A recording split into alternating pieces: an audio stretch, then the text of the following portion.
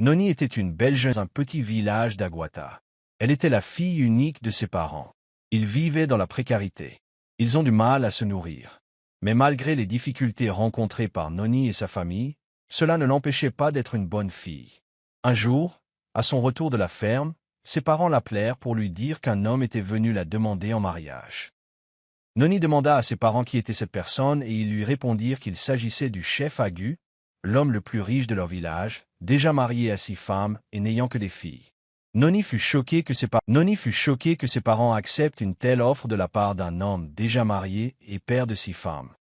Elle leur raconta que, sur son corps mort, alors qu'elle vivait dans ce foyer polygame, ses parents l'avaient supplié d'épouser le chef Agu, espérant que cela aiderait leur famille à sortir de la pauvreté. Après tant de persuasion, Noni décida finalement de l'épouser et ils se marièrent. Les autres épouses s'opposèrent à ce que leur mari épouse Noni, craignant qu'elle ne lui donne un enfant mâle et ne s'approprie tous les biens de leur époux. Après son installation chez le chef Agu, Noni était toujours seule dans sa chambre, n'ayant personne à qui parler. Ses coépouses refusaient de discuter avec elle ou de la fréquenter, simplement parce qu'elle ne l'aimait pas. Quelques mois après son arrivée dans la maison, Noni tomba enceinte. Le chef Agu en fut ravi. Il priait chaque jour la divinité de leur village pour qu'elle lui accorde un fils. Tandis que ses 6 autres épouses brûlaient de haine et de jalousie, priant elles aussi pour que Noni donne naissance à une fille. Le chef Agu alla même jusqu'à demander au grand prêtre du village de lui révéler le sexe de son enfant. Après avoir consulté leur divinité, le grand prêtre lui annonça que Noni lui donnerait un garçon. Il en fut ravi. Anyangwa et Ngoz, les 5e et 6e épouses du chef Agu, commencèrent à comploter contre Noni lorsqu'elles apprirent qu'elle attendait un enfant mâle. Elles se rendirent dans la forêt pour rendre visite à l'une des sorcières les plus redoutées de leur village. Arrivées sur place, elles lui annoncèrent qu'elles ne voulaient pas que Noni, la dernière épouse de leur mari, donne naissance à un enfant. Qu'elle donne plutôt naissance à une chèvre. La méchante sorcière rit et leur annonça que leurs vœux seraient exaucés. Anyangwa et Ngoz retournèrent au village, très heureux ce jour-là. La grossesse de Noni se déroulait à merveille. Son mari, le chef Agu, lui offrait toujours de nombreux cadeaux et de la viande brousse. Il la choyait avec beaucoup d'attention, ce qui rendait ses autres épouses jalouses. Malgré leur cruauté envers Noni, elle partageait toujours avec eux certains des cadeaux que son mari lui offrait. Quelques mois plus tard, Noni était enceinte et le travail commença. Noni souffrait terriblement et hurlait. Son mari, le chef Agu, était perturbé. Debout devant la hutte, il espérait qu'une sage-femme viendrait lui annoncer la grande nouvelle qu'il désirait tant. Pendant ce temps, Anyangwa et Ngoz riaient et jubilaient dans leur hutte, conscients du mal qu'ils avaient commis. Après tant d'heures d'accouchement, Noni a finalement pu mettre au lit un petit garçon en pleine forme. Le chef Agu ne pouvait exprimer sa joie. Il a sauté et dansé en disant que les dieux de leur terre lui avaient enfin fait sourire.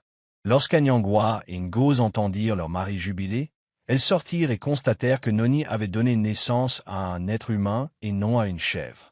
Déçues et choquées, elles retournèrent à leur hutte, mais découvrirent que leurs enfants s'étaient transformés en chèvres.